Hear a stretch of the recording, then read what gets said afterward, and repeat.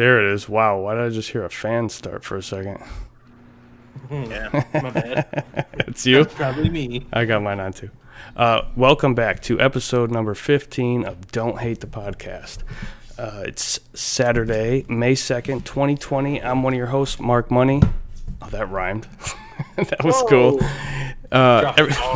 Every week here on twitch.tv/Don't Hate the Podcast, we give you our thoughts and opinions on games and gaming culture. And joining me this week of Warp and Time fame, my buddy, Killer Metal Mike. Yo. And also, you probably know him from creeping around in your girl's DMs. It's Pop That Baby Maker. Hey. All the way from the Sunshine State. Let's go. Let's go. Putting Florida on the map. We won. We won. People in Florida are crazy right now. What's up? How's everybody's week been?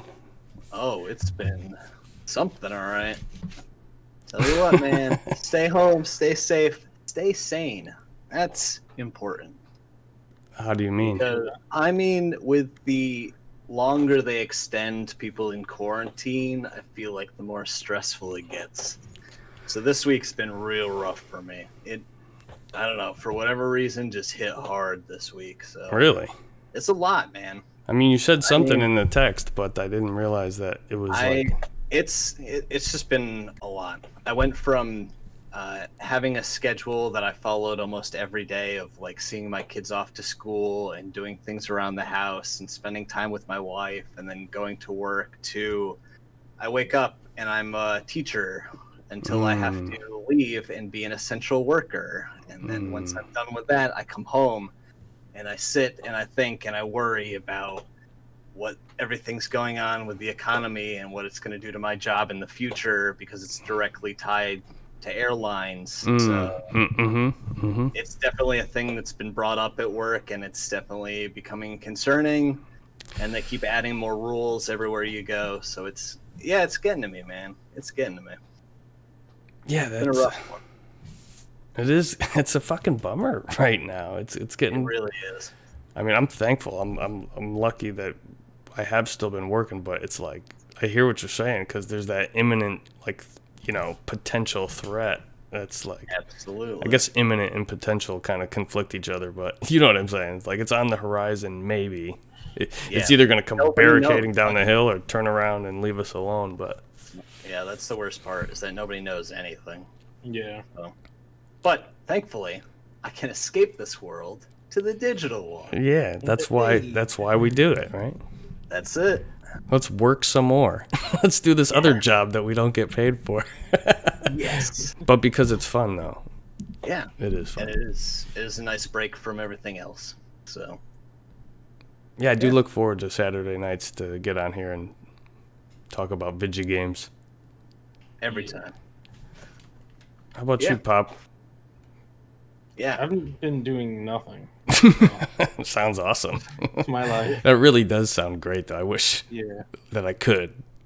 I really do. It's like kind of like what Mike said. Like, no, I wish I could sometimes. That's all. Used to like a schedule, and then like having that like taken away. Just like I like don't like sometimes be like, is today Wednesday? Oh, it's Friday. Like it's like rough. Yeah.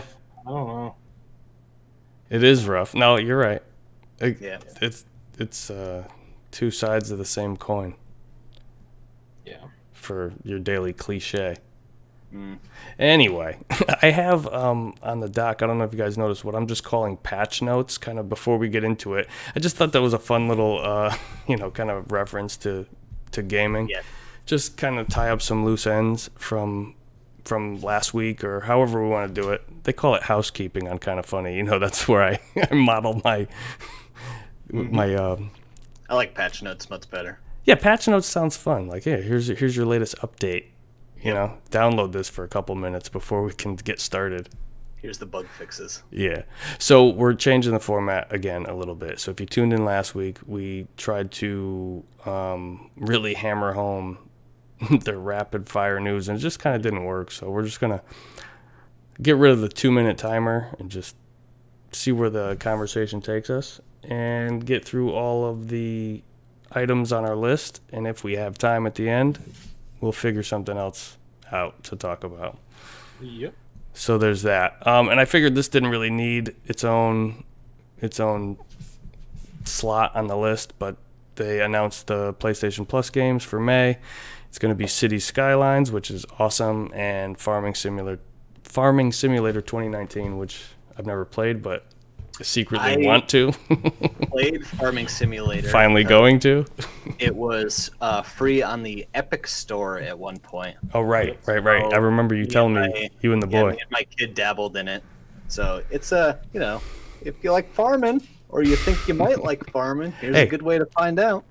Now would be a better time than any for people to learn how to farm. If they were smart, they would be doing that right now, before the outbreak. It turns into The Last of Us. You got into City Skylines, did you not? Oh, I love City Skylines. I just... you were on PC, though. Mm-hmm.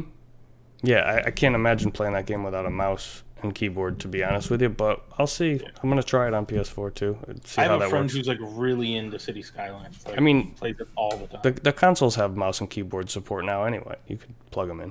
Yeah, that's true. And it's like, at that point, why wouldn't I just come sit here and do it?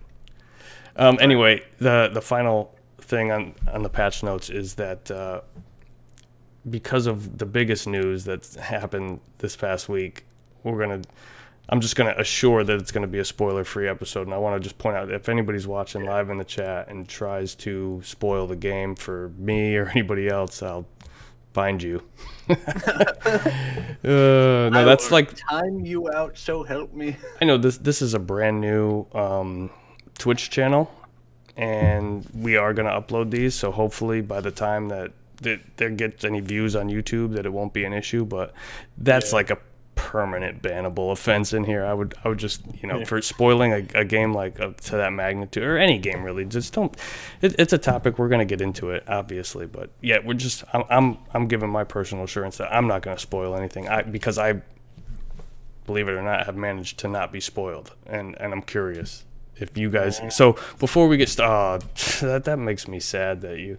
That is sad, Pop. Yeah. I don't even want to do the podcast anymore. That's the end of the episode. Good night, guys. All right, guys. Bye. See you later. Shit. All right. Well, let's try and get through like the bad news so we can get to some of the good news. Yeah, right. Before we push forward. Oh, sure. Just real quick, now that you mentioned the PlayStation Plus games this month. Yeah. The Epic Store has two games that are on there right now for free. Oh, okay. This week, they have Crashlands, which I've never heard of before, but Time Magazine's top 10 game of 2016. Craft, battle, and quest your way through Crashlands, a story-driven crafting ARPG overflowing with sass. Oh, so, I like sass. I mean, who doesn't? I like me some sass. The other one that I was personally more excited about is Amnesia: The Dark Descent. Oh, I've heard of that. So, if you're looking for a little spooky game, a little something to get the heart going, I got that. That's on Epic, you said? Yes, on Epic for free this week until the 7th. Sweet. I had something and I forgot. So, what you guys been playing? What you been playing, Pop? So I've been playing some weird ones. My mom just got an iPad, and I was helping her set all of that stuff up. And my mom has like recently got into like mobile games. So they had and she's into like the really bad ones, like the pay to win, like you can't advance, and like she's into those. But they had the when you first set up the iPad, they had the advertisement for, hey, you could get a month free of Apple Arcade. So I went ahead and signed that up for her, so she could go in there and find some games that she likes. But I did end up playing one game on the iPad. It's called A Fold Apart. Oh, I just saw that came to Switch, didn't it? I heard of that, but I didn't play that. I think it's on PC as well. Is that like origami game? It's kind of like it's like I don't know. It reminded me of like Tearaway and like Paper Mario, kind of. Cool. But it's like a story about like a Paper? couple who has to go long distance, and like it's kind of like a puzzle game to like figure out the problems that come with like long distance. I don't know. It was a fun little game. Like, you know, for it to be free. Like, I didn't have to do anything for it. Like, it was pretty good. Free on Apple Arcade though. Right. Yeah, free. So free as part of a $5 a month subscription. Let's not, because I canceled mine because I just wasn't playing it. But it is still a good deal, I think, if the games are fun. Yeah. I did also see that it just came to Switch. It was one of the games that recently got announced coming to the eShop as their little indie projects or whatever. I would be interested to know how much it cost on the Switch. Ooh, that is a good question. We have the technology. I'm sure that we do somewhere. Can we? Hey Jamie, could you look that up? Oh wait, sorry, wrong podcast. $19.99. I feel like that is a steep price. How much? I thought so too. $19.99. And it's free with Apple Arcade. Yeah, like Apple Arcade gives you a month free. If no, I understand, but it's included with Apple Arcade. Yeah, it's included with Apple Arcade. Oh, well, I mean, it took me an hour and a half to beat the game. Oh, so that's to be honest, I feel like touchscreen, like iPad, would probably be a better place to play that game from what I saw. Yeah, I would be interested to see how they implement controller with that, because it is very much like you grabbing pieces of like the screen and kind of trying to move them in ways to where it would fit. So like I don't know exactly how you would. Unless you had like a that you could pinch and pull or something. That's an interesting thing to consider, because I only have the iPad and we have an Apple TV in our entertainment center, but my girlfriend has an iPhone. She's not into gaming like that, so she didn't get the Apple Arcade on her phone. So all the games that I played were either on the iPad or on the TV with a PlayStation controller synced up to the Apple TV. Yeah. And I got to be honest, the only game that I played on the iPad on Apple Arcade was What the Golf, and that's a cool, like, that game works better if you drag and, like, you know, to shoot, you know, drag to set your power and then shoot the ball. It's a golf game, like a putting golf game. I never played that one with a controller, but everything else that I played on Apple Arcade was with a controller. So like I don't know it to be like this touch interface only. Like everybody, when I hear people talking about it, they're always talking about it like, yeah, I got it, it's on my phone. Some of them hooked up a controller to it. You know what I mean? Yeah. But for me, it was always on the couch playing games, and that's why I kind of liked Apple Arcade a lot. It was like, oh, a new console almost. You know what I mean? Right. Yeah. It was like a Ouya without the ridiculous entry fee. You know, it was a free month, and then I paid $5 for maybe like 2 or 3 months. Anyway, so it sounds like you've been playing some mobile games, and I just played. That was the only one I played on the iPad. I just like I said, it took me like an hour and a half to beat. It was not a hard game at all. It's more, I feel like, about like the puzzles are kind of there just to be like it's a game. Yeah. But there's 2 games that I really wanted to talk about. East Shade, I got it on Steam. Hold on, a fold apart. Recommend? Meh? Or I would recommend if you got it like for the $5 on Apple Arcade. Not worth I don't 20. Think it's worth 20. No. So it's a meh. Yeah. We have a 3-point scale on this show. Everybody, don't forget.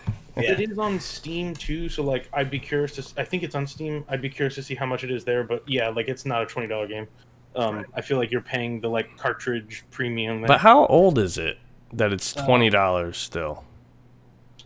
I don't. When did it come out? Okay, so fall apart.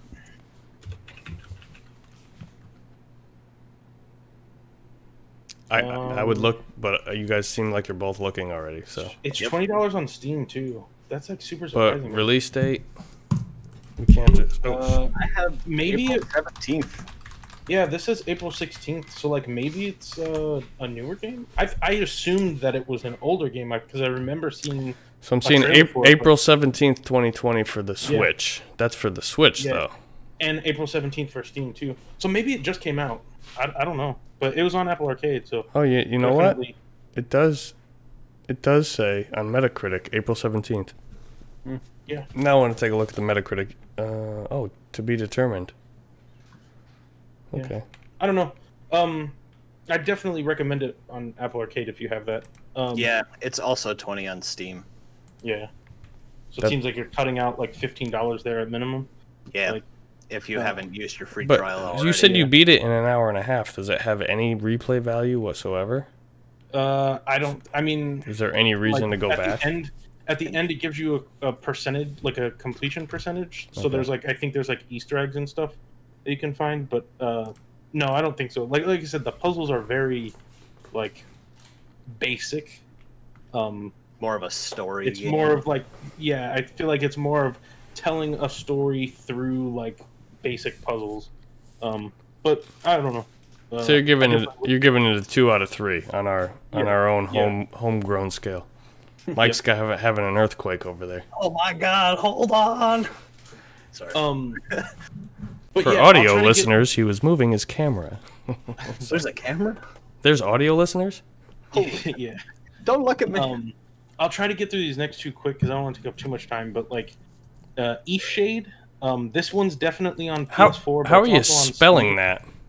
It's East and then Shade. But there's one word. Shade. Okay. Yeah.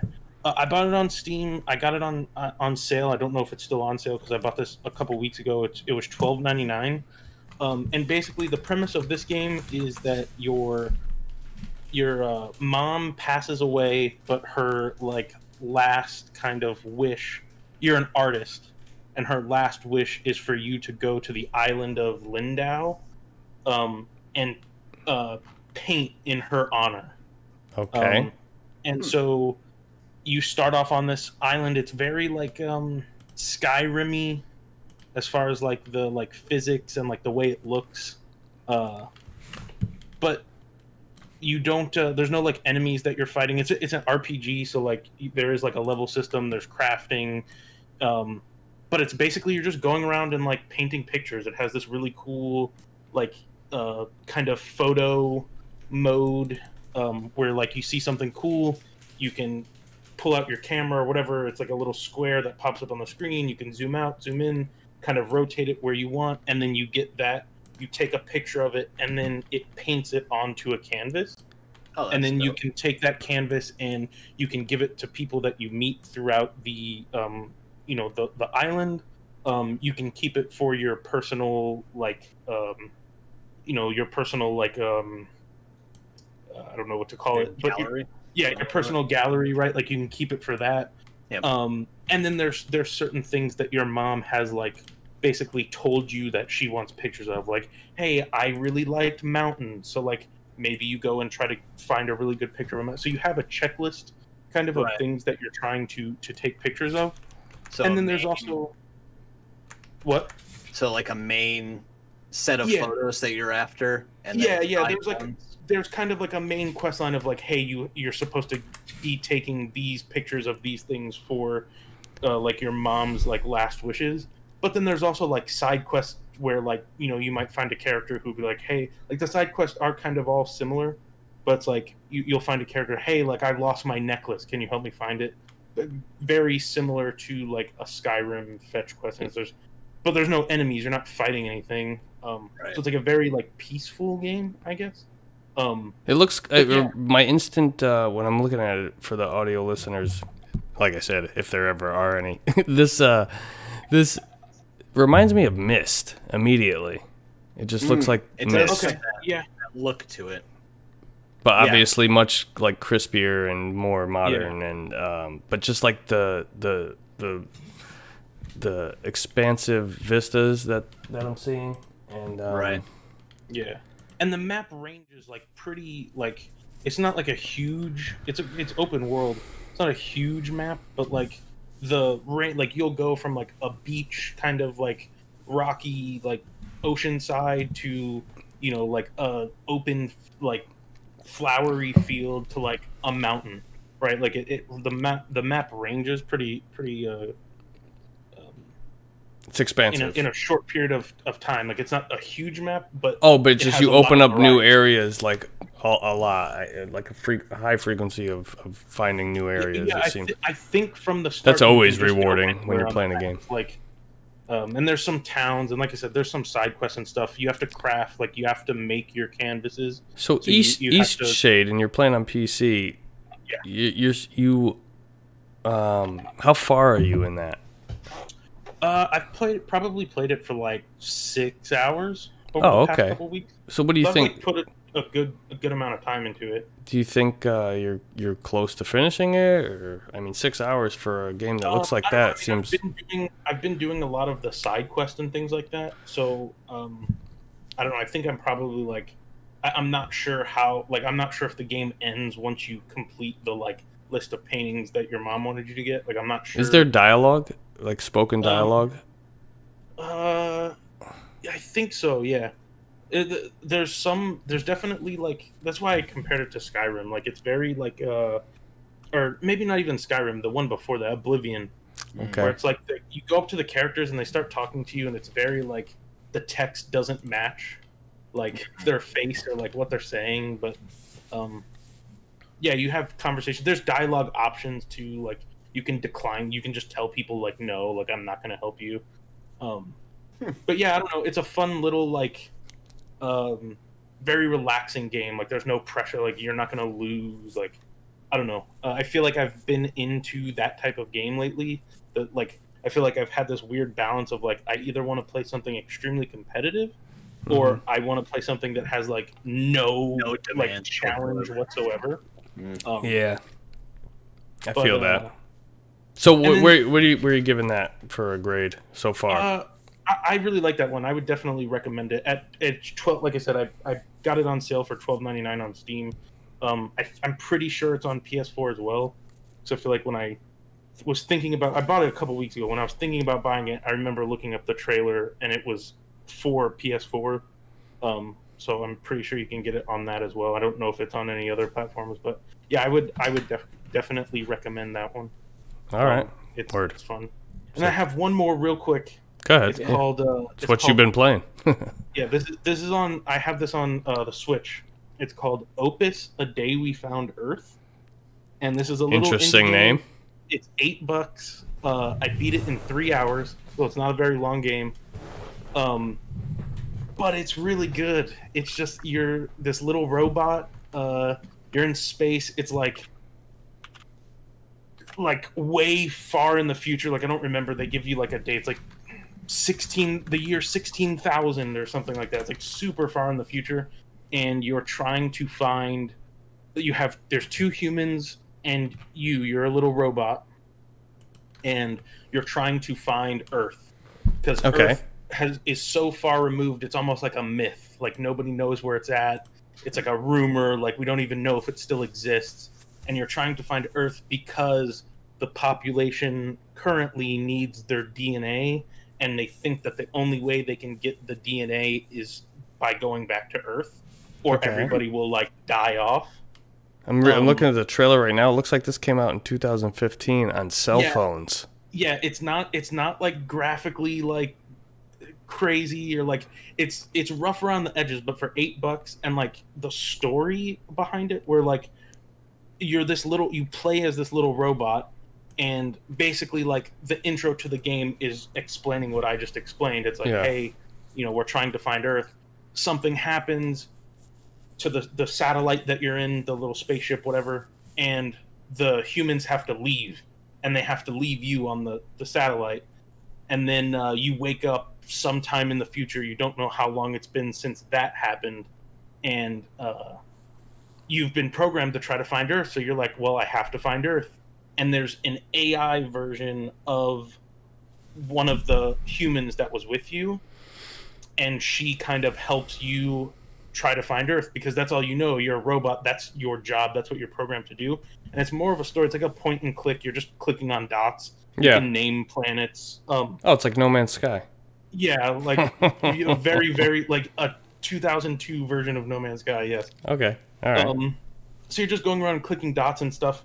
And then the more you explore, the more you open up your spaceship or satellite. It's kind of weird. I'm not sure. It looks like a satellite, but it moves. It's a spacecraft. Like a spaceship. So, yeah. So the more you explore, the more you open up your spaceship, And then the more you open up your spaceship, you find more like notes and voice logs and clues that help you explore to try to find Earth. So they kind of go hand in hand. You have to explore the spaceship. You also have to explore space.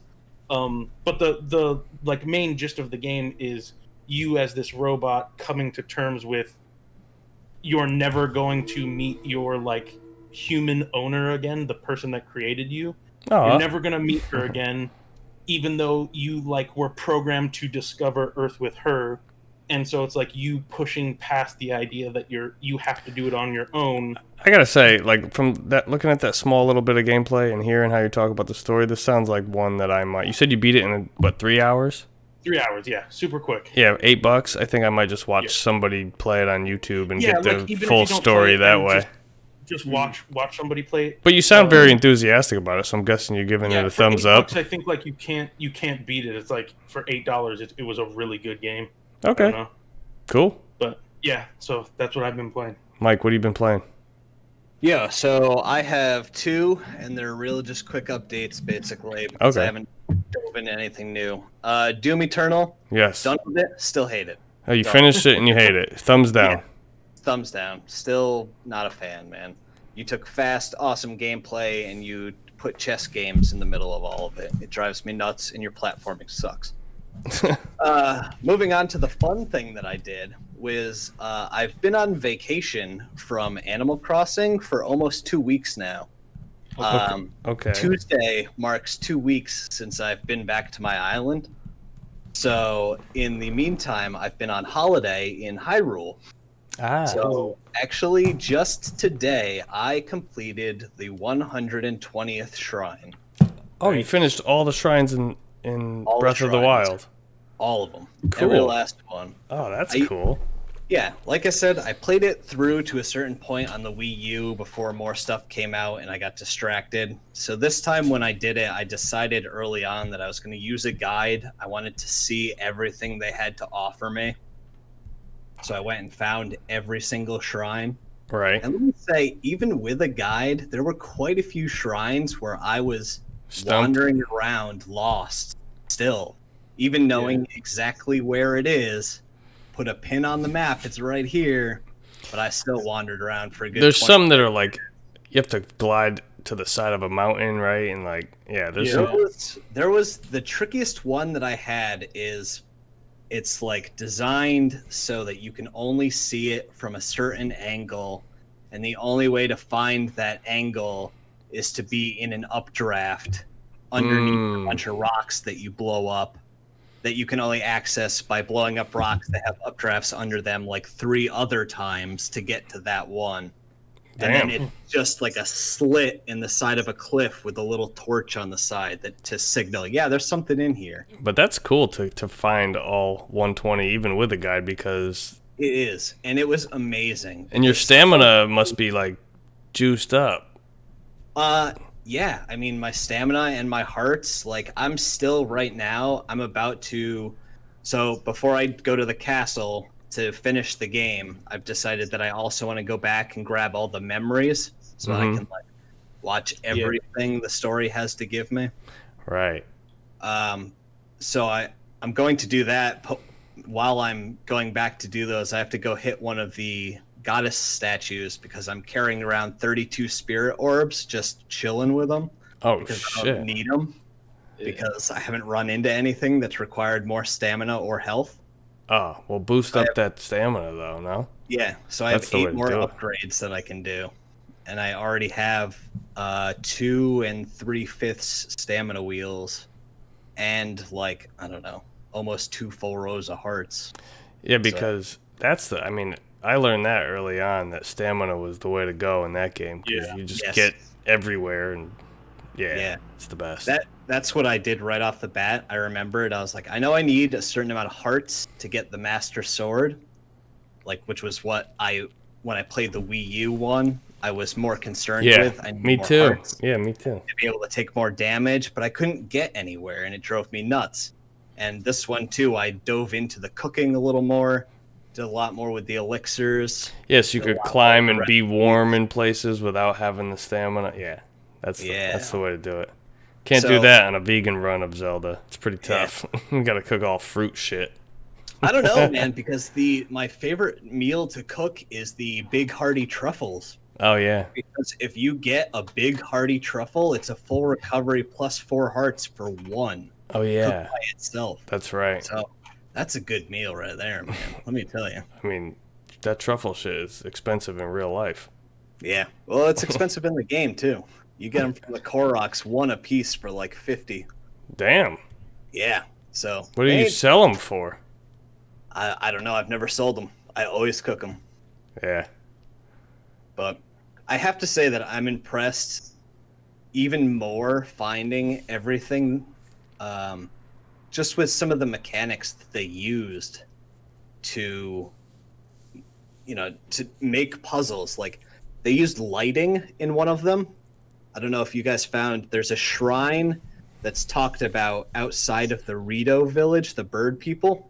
It's been so long since I played. Yeah. So basically their whole village is built as a big spiral around a giant rock structure. Yeah. Yep. And in that rock structure, there's a hole that if you go to a certain angle on it, on the ground. Oh, yeah, and you look... a distance from it, it's a heart. That's right. And between 12:35 and 1 o'clock in the afternoon, that bird is standing there looking at it, right? Or... there's somebody that tells you about it in the village. That's right. Yeah. He's a burning bird. Love or something. Yeah. He's a Rito. Yeah, that's right. That's just what I remember is the bird dude. Like, it's so cool that like time and lighting had like a lot to do with some of the shrines that I found. Like that one casting on there, and then you have to hit it with the fire for the burning heart or whatever it is. And then there was the one with the snowball where I had to stand on a cliffside holding a snowball over my head to cast a cold shadow onto a platform. Yeah, it's all these riddles and shit. Yeah. And they're all, I mean, they're super fun. Yeah, like, the game's great. The game is phenomenal. You giving that one a thumbs up or? That's thumbs up for sure. Obviously, you can't say that it's not on this show. That's against the rules. I do have 2 minor complaints. Ooh. Very minor, but still found complaints. One was I don't know if it's just the Switch version because I don't remember going into a lot of areas that had super high, like I feel like it's where you get the high particle effects and stuff, or where they're trying to add high particle effects. Or you're getting some chug. Well, yeah, I recently went in through the Lost Woods. And once you go in through there and you're in that Korok forest, it absolutely is a slideshow. Yeah. It just dogs through there. I remember that did happen a little bit on the Wii U, but not really too bad. I was pretty impressed with how that game ran on that console. Yeah. But like I said, I also don't remember diving into a lot of the seriously technical areas in there either. I know I never grabbed the Master Sword in that one. So yeah, I had the same issue in the same exact part you're talking about. Like, that area of the game, I feel like just Switch can't handle it. I also got the same thing entering the Rito village, which was really weird. You like go across a bridge to get to the bottom of their spiral tower, and right at the bottom of that bridge, there's like something to do with the lighting and the NPC that sits at the bottom to greet you into the thing. It would just chug until I got past him and went up the first thing of stairs. And then it would clear up after that. So I don't know what it was about the lighting or some effect in the area, but there were certain areas where I'd get a lot of slowdown. And then the second complaint, which is really the biggest complaint that I have, is outside of atmosphere, fuck rain in that game. Yeah, I found myself being like, the rain is a cool mechanic, but I fucking hate it. 'Cause it's like every time I'm about to do a big climb or something, it's just like, oh, it's raining. You're getting near a very high structure. Like, maybe you're thinking of climbing it. Guess what? You're not. Yeah. And that's what really drove me nuts. I was talking to Herb Brigson about it, and he was saying the atmosphere was really what it's about, which I get because there are areas where you go into, like in the Farron region, where it's always raining, lightning all the time. Yeah, and there's lightning enemies, and you learn how to deal with this, and you learn that you can't wear metal, and you learn all these other things. and it clears up after you clear out some of the shrines and stuff. But there were areas like that Burning Love Rito shrine that I found. I went to that one and read that you can use any flame weapon to activate the shrine. So I had a flame sword and was currently out of fire arrows. So I said, perfect, flame sword. Slash it, jump slash it, nothing. It would not activate with the flame sword, just wouldn't take whatsoever. So I had to do it with fire arrows, which I didn't have. So I could set up a fire nearby and shoot an arrow into it. By the time I realized the flame sword didn't work, the sun had passed. I had to sit down with a fire and advance to the next day so that I could do the puzzle again. When I did, and I stood up the next day, it was raining. So I could not create a fire, could not shoot a fire arrow into the thing, and had to wait a good 20 minutes for the game to stop raining, missing my entire window of completing the challenge. There's so many. Just to make another fire to stand up to do it again. So many times in that game, outside of atmosphere, I found myself sitting, waiting for rain to pass, with nothing else to do. Yeah, that game fucked me early on with rain, with just that blue flame thing that you had to do. Yep, to bring it up to the lab. Yep. So I know exactly what you're saying. Yeah. Other than that, though, thumbs up. Love the game. It's great.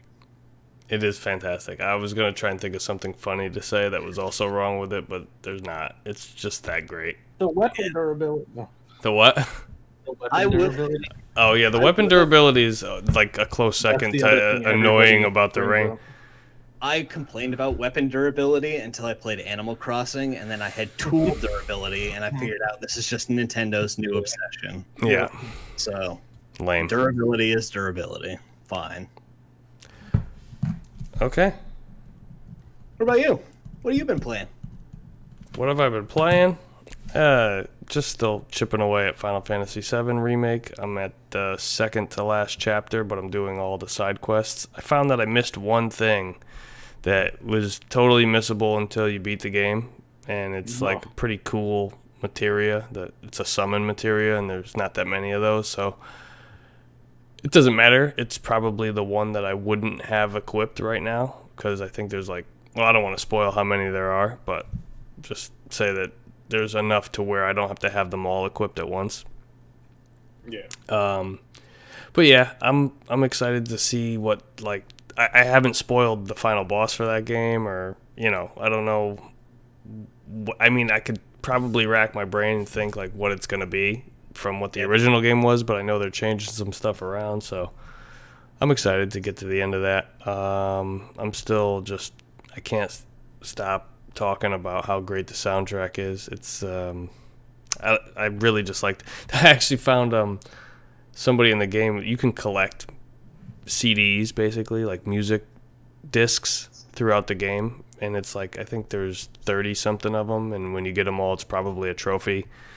But the music is like really highlighted in that game, and I found somebody who had a music disc, a collectible one, and when you find that person, they're kind of hidden. It's really a easily missable one, but it's like a back alley somewhere, and the person was like, yeah, man, like, you should pause every once in a while and just really take in the music. And I was like, wow, I've been doing that this whole time. Like, I'll just put the game on pause just so I could listen to the song. The music keeps playing. I'm just like sitting there rocking out on a pause screen. Game clock still just going up. You know what I mean?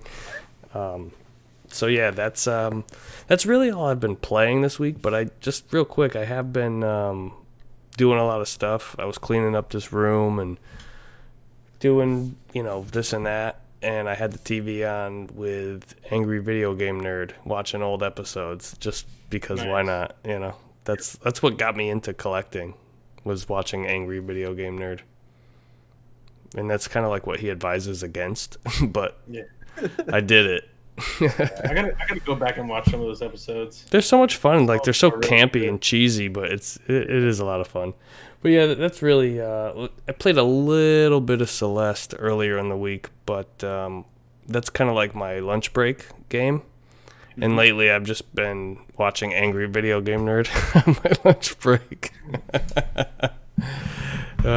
So Final Fantasy VII, thumbs up. Angry Video Game Nerd, thumbs up. Nice. This is not sponsored content. Just all right. So one more format change for the podcast. Oh yeah, we already said that. We rapid fire news is now called headlines, and just for shits and giggles, I'm gonna play the jingle again because this is the royalty-free music that I found on the internet and I'm just using now as part of this show. And we're gonna talk about some of what happened last week, and it's actually been kind of a crazy week. Yeah, A little bit. So let's get right into it. And I have these in a specific order on purpose. Up at the top of the list, release dates have been updated for The Last of Us Part 2 and Ghost of Tsushima. And while there's not a whole lot of... Okay, 2 games have release dates. Cool topic, Mark. But no, I think the thing to focus on here is how the indefinite delay of The Last of Us Part 2 turned into like only a month delay. Yeah. But for some reason, Ghost of Tsushima got pushed back, which is just very clearly Sony is saying that they want Last of Us 2 to come out before Ghost. Mm-hmm. And well, I guess it's kind of saying the same thing, but they don't want the 2 games to come out at the same time. Yeah, I think that's smart though. I think giving them both their breathing room, because they're both going to be big games that are already being talked about a lot. Right, that's kind of obvious to most people, I think, but what we can kind of dissect really quickly, there's not a whole lot to get into, but like, why do you think Last of Us before Ghost? I just think because it's like already been like delayed a bunch, so it would be weird to have that one then come out after the fact if the reason why they said they delayed it was that they wouldn't be able to ship it everywhere at the same time. Like, it would just be weird to be like, we can't do this one because we can't ship it out, but then this one's going to come out before it now. Like, I don't know. Conspiracy theory? I think that they put Last of Us 2 out first because nobody knows how long this pandemic is going to take over the world, and they're looking for a already concrete title for the platform to go out there and sell gangbusters like Animal Crossing did for the Switch at the beginning of the shutdown. I would say that that's fair, that more people, when faced with the option of what am I going to buy if I have to pick only one, I have $60 in my pocket, do I go get Last of Us or do I go get this new thing that I have no idea what it is? Now, coming up is in our next topic about why people have to be fucking assholes. We'll get into some more of what's going on at Naughty Dog, but just to wrap this one up, kind of, you look like you got something on this, Pop. What? Yeah, no, I do think there is another, like, I agree that, like, I think they're like weighing the 2 and going, okay, like Last of Us Part 2 is going to be bigger sales wise than Ghost is, which is kind of shitty to say for Ghost. Yeah, but it's just like it's a sequel versus a new IP, like, and a very popular sequel, or a sequel to a very popular game. Sure. But like, I also think there's this thing where like maybe they would have pushed Ghost out even further, but they can't do that because of the new like, I feel like they're very like they don't want to push it out too far because then it gets in that like cyberpunk range where it's like it's coming out a month before when the rumored dates for the new consoles are going to. So how does that, like, what is it going to be cross-platform? Like, what is it going to... So I think they want to stay away from that, where it's like, we want to get these out in the summer so there's no confusion. Like, these are PS4 games. We don't want them, like, to think that you can get it on the... You know, like, I think there's that, too, that they're trying to, like, kind of maneuver around. Yeah, okay. Yeah, if they are going to stick to their guns with holiday 2020 for the new consoles, then they really do need to get all the big titles that they have planned for the PS4 out before they start spouting off about the backwards PS5 compatibility titles. But that's the thing, like, does it really matter? Like, I think we touched upon it briefly in the last episode about how it wouldn't be that big of a deal to not release these consoles right away, but like Xbox is out here swinging their dick around, like, you know, I think they're going to do it. They're going to do it regardless, like whether they need to or not, and shit's going to be fine. You know, whereas Sony's got like this critical, like, okay, they got these huge games coming out for PS4 that should work on PS5, and you keep hearing this term smart delivery being thrown around for, you know, mostly Xbox talking about it, but they're saying like you buy the game and it's going to be optimized for the console that you put it in. So on Xbox, that kind of sounds like the console is going to be smart enough to realize like what you bought and which version you need to be installed, right? Whereas it seems like PlayStation is going to do that. It's going to be, if you bought the PlayStation 4 one, if the developers are cool with it, you know, you're going to not have to buy that again. Maybe. Like, that's not confirmed, but Right. that would be nice. Confirm that with first party stuff as well, yeah, and I think that Sony would, like, if they do offer that technology, it will be included with first party games, which Last of Us 2 and Ghost both are. So, I don't know. It's kind of crazy. There is a lot to kind of consider about why they're doing this, but I just, you know, into our next topic, I have been maneuvering the internet in such a, like, I don't read Reddit. I don't click on the comments on Reddit anymore, even on non-gaming stuff. Of course, I'm talking about that major spoilers have been leaked for The Last of Us, and I think I read an update today that said that they've figured out who it was, but they're not commenting on who it is, but they're saying it's not someone internal. It's not Naughty Dog or Sony, but who knows if that's bullshit or not. You know, of course, the story was that it was a disgruntled employee from Naughty Dog who was like talking. Yeah, I gotta be honest, like, maybe it's very apparent because of how much of a fan of Naughty Dog that I am that I would say this, but I don't care, because who are all these people that, like, their dream is to make video games? They get a job at, like, the premier studio, like the best games, you know, the ones that the gaming industry is kind of saying, like, this is what you have come to expect from Naughty Dog, right? That's the pinnacle of game development, right? If you make it there, you can make it anywhere.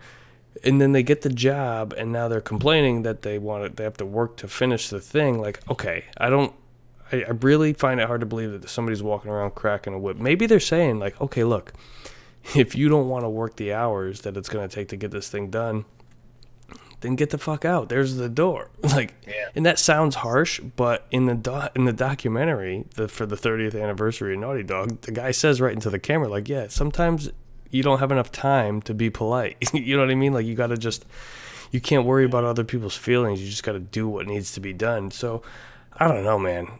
I just remember the job that Mike and I worked at, and there were some times where, like, hey, we got to get this job out. You want to work fucking 3 days in a row on the weekend and come in on the holiday that you're supposed to have off? We'll pay you 4 times as much. Like, I don't know if they're giving incentives like that at Naughty Dog, but you're still working on this art that's going to have, like, a huge return.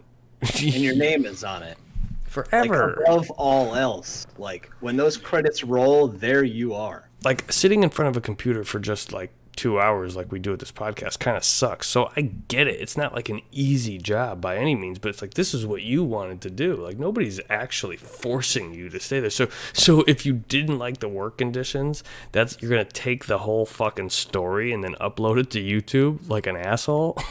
Like, I'm sorry. That just doesn't compute. It's like the world's biggest troll. If that was the case, but they're saying it's not. So, what do you think? The title for this topic that I put in the doc was, "Why the fuck do people have to be dickheads?" Like, where's the motivation there? Is it?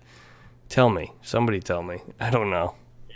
I don't know, but I think when you use the word delayed indefinitely, it definitely has to put concern into some people. And I mean, I could see that being spiteful to like go out there and be like, "Oh, I know what this is. Let me tell everyone," because they're not going to release this game now because indefinitely gives no idea of when we're going to see this thing.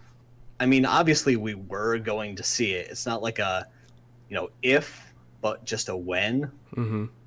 So it's not like they're saying, oh, they're not going to do it. They're going to throw it away. So it's got to be a little spiteful that somebody would want to spoil that. But for the thing, it was supposed to be out this month, right? Supposed to be out. Originally in February was the first release date. Then they pushed it to May. Right. Now it's what's the date? Now it's June 19th. June 19th, and Ghost is July 17th. Right. Yeah. So I mean, maybe just delay after delay. Somebody got spiteful about it, and yeah. But so what? So then you go do something. You basically throw your career into a volcano. Yeah, exactly. I don't know what you gain from that unless you're hoping that someone sees it as like, oh, you know this stuff? Let me bring you in and see what else you know and use you as a something. Other than that, I don't know what you gain from it. Yeah. Yeah, and now what's very troubling is of the comments that I have read by accident, I see things that's like, fuck you, Naughty Dog. Why would you ruin the game like this? You're all pieces of shit. I hope you die. You know what I mean? Like shit like that. Neil Druckmann, who I follow on Instagram, shared some like private messages. So there's one guy, I don't know if you know this, Neil Druckmann's from Israel. So one guy in the DM says, like, fuck you, you stupid, derogatory term for a Jew. And then, like, I'm gonna fucking find you and kill you, like, all death threats and shit like that. Like, I'm just like, okay, you should be saying that shit. I mean, not the racist shit, but you should be like attacking the people who leaked this. I mean, you don't like the story. Guess what? Don't buy the game. If you're interested in the story whatsoever, like why? Like I don't know. Like what person follows Neil Druckmann and then says that to him? And he keeps posting like shit, and I'm just like, this is disturbing. That like this is the community that we're. This is what Greg Miller from Kind of Funny always talking about when he says the vocal minority. These are the people that pipe up and give like the rest of us a bad name. Yeah. I feel like he's had, like, I've seen him post stuff like that for a while now. Seemed like whenever that DLC came out for, like, Last of Us and... What, Left Behind? Yeah, Left Behind. And then there was that moment in the DLC where Ellie and her friend kiss. Oh, yeah, like, the internet went nuts. Yeah, like ever since then, I feel like I've seen him, like, on Twitter occasionally post, like, some comment of something like, you SJW this, and like just like freaking out on them because it's like they just don't. So it's like it doesn't surprise me. I feel like the people that are doing that, like the people that are going out of their way to like at him or the game's ruined because of whatever, like those are the people that like they don't really want the game to be good to begin with.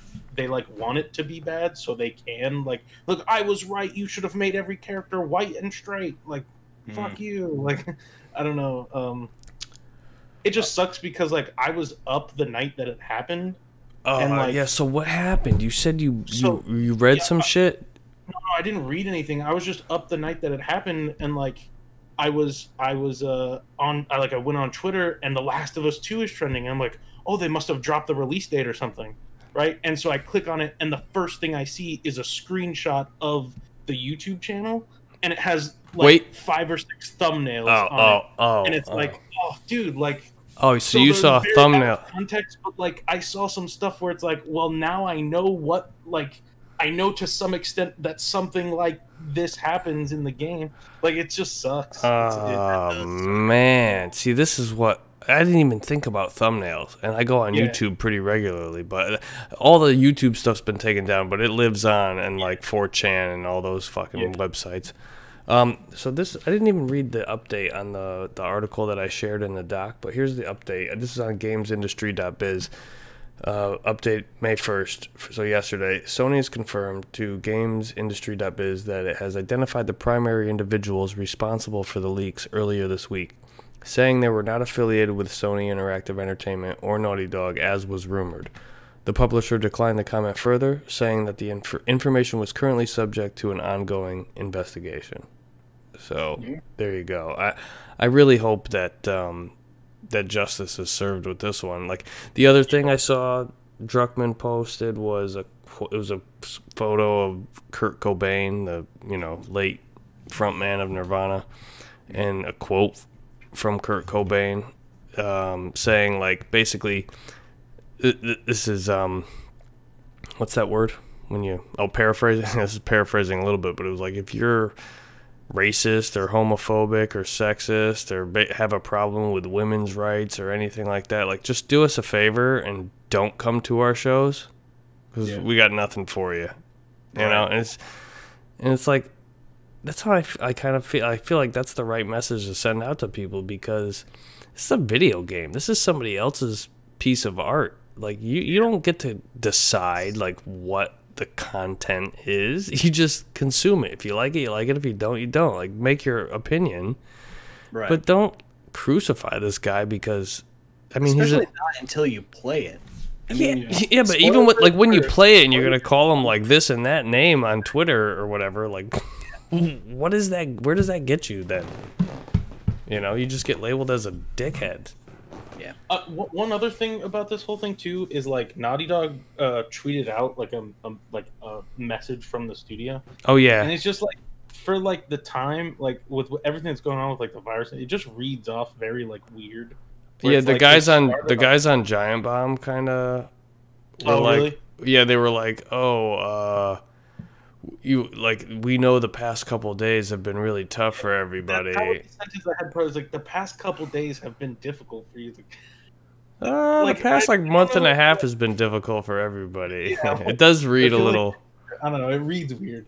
But I also didn't like it because it's like, I don't know, like, I get that they have to address it as like something, because like I said, I just saw screenshots of thumbnails, right? Or one screenshot of a few thumbnails, but like, I think also with this, like, somebody had a Reddit post where they were like detailing stuff about the game, and it's like, so I think when it's that big, you have to address it.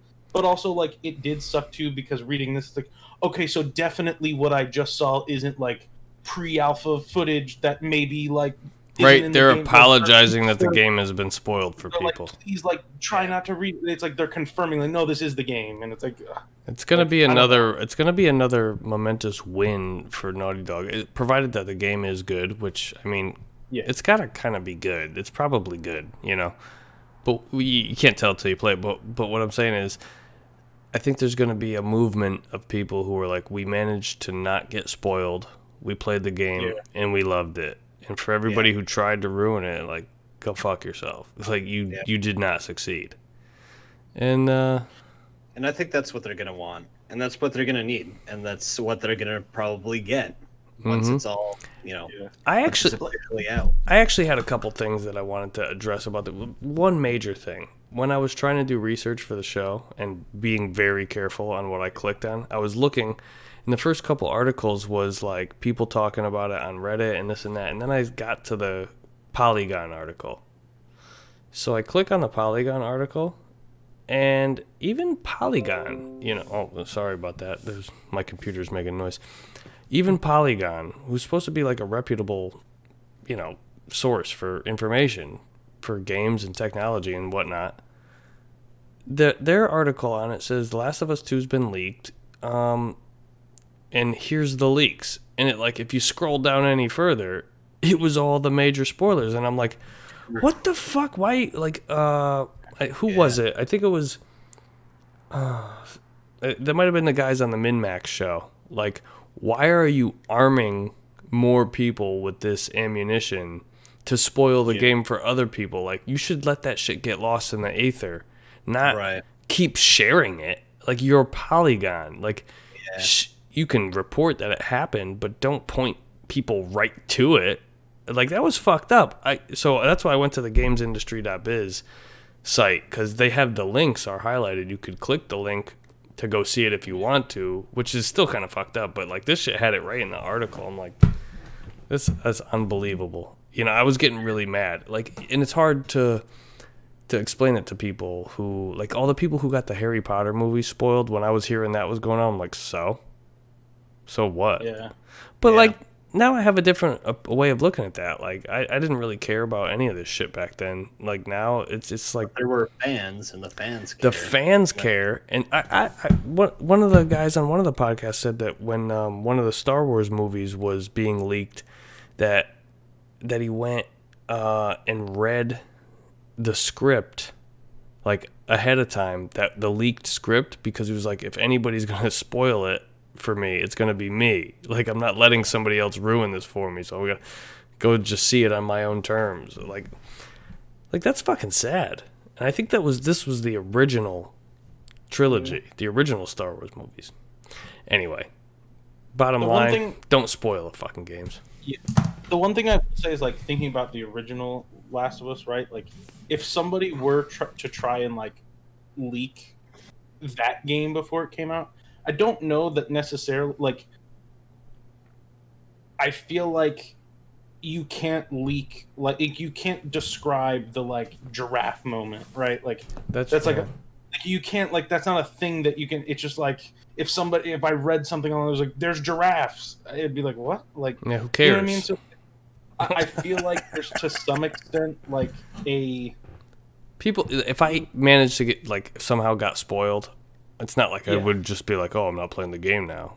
Yeah, like, and even if it's like, I don't know, because I did see a lot of reaction to it of, like, the same thing that you're saying, like, Naughty Dog, I can't believe you ruined the game. Like I saw a lot of that, and it's like, I feel like it's a game like this, and what they did with, like, the original and the DLC, I feel like my favorite moments of those games aren't things that you can really, like, spoil, read on a piece of paper and be like, oh, I get it. It's something like, that the actor did, or some like way that right.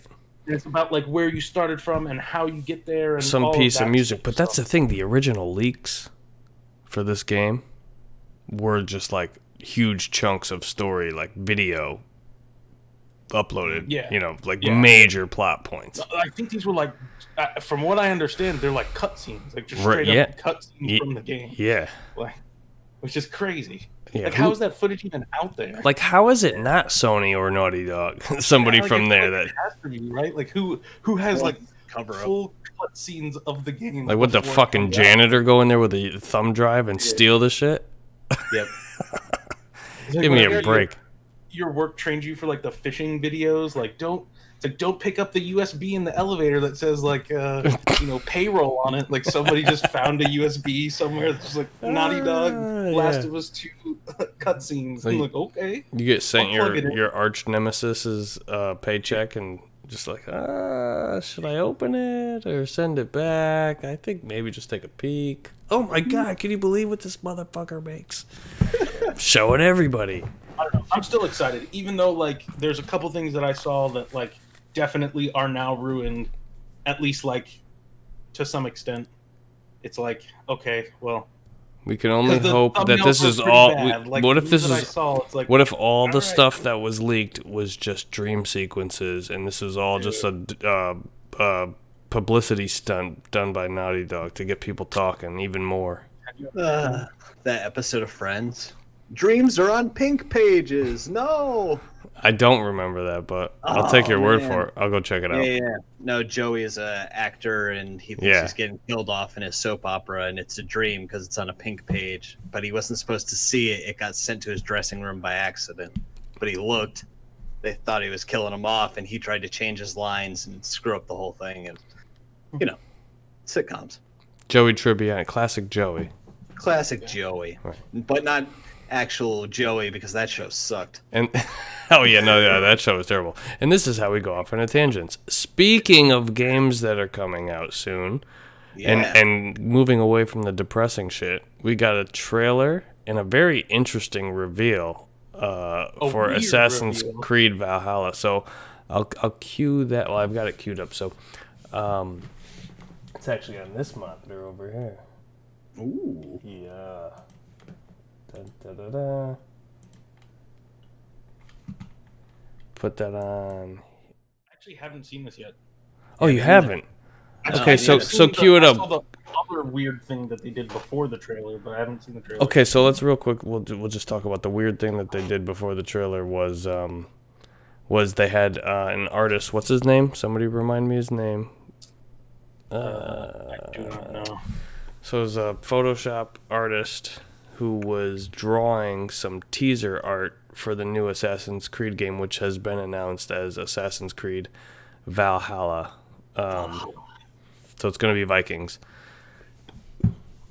And the guy was drawing it live on stream before they announced anything. And then when he was finished, it was like a Viking ship and a Viking and like, you know, very cool. But I guess people in the chat were like spoiling Last of Us there too.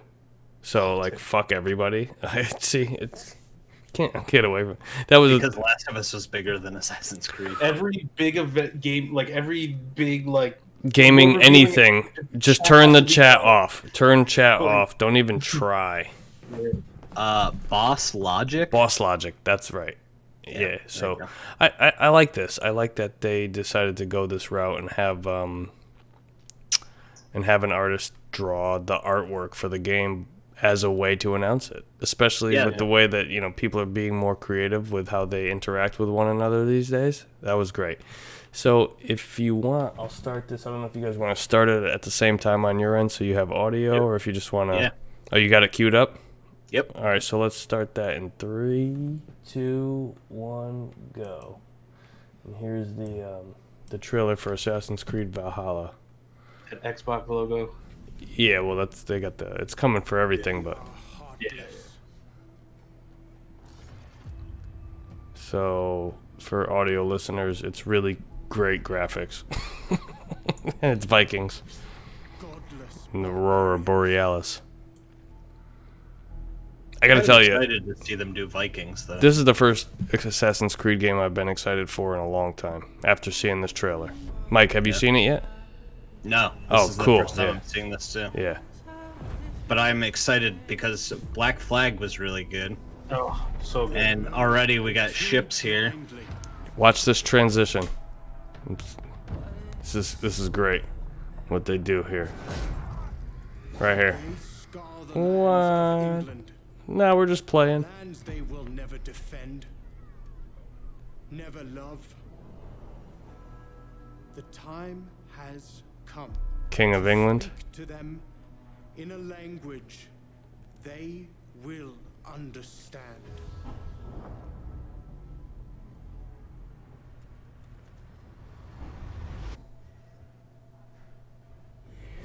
It's like you think graphics on video games aren't getting better, and then you see something like this, and it's like it's almost photorealistic.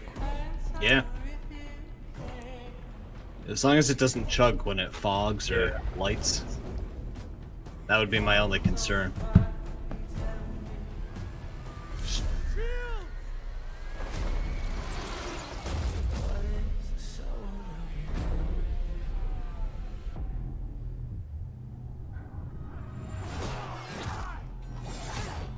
Oof.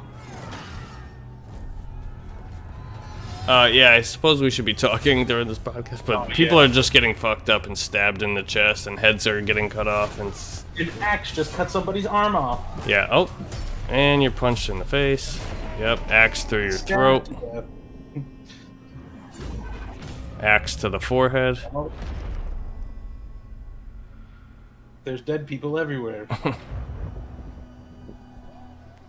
Spoiler alert, Bruce Willis is dead the whole time. Oh my god! Yeah.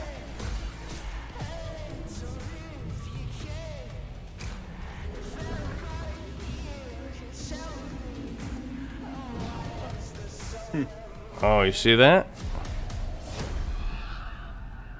Odin is with us. Bringing in that Norse mythology. Oh, this is like the best part of the trailer. Damn.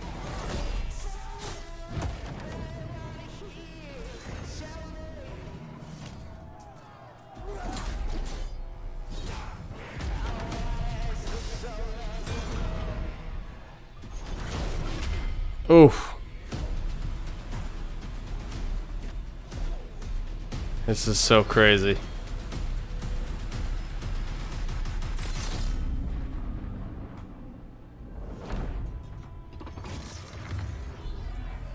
Oh, Huh? nice. With those hidden blades. Yeah. And the little cool little thing is that it's the first time that it's over the wrist. Available holiday Yeah. 2020. Yeah.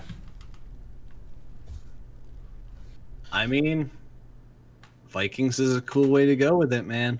Yeah. I'm not sure. I've been out of the Assassin's Creed games since Black Flag.